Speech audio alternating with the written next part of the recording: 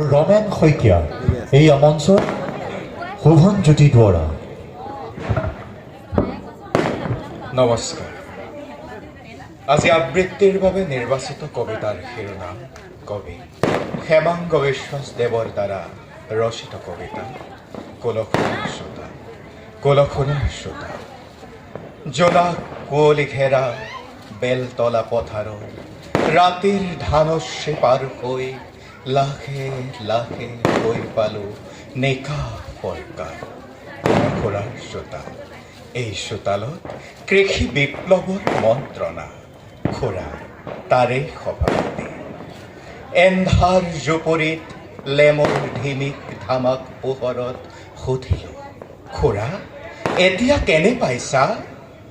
এটি ক্ষীণ আঙুলিৰে ডিঙিত চেপা দি উলিয়াইছিল মাথো এষাৰ অস্পষ্ট মাত, বৰ কষ্ট কমৰেড।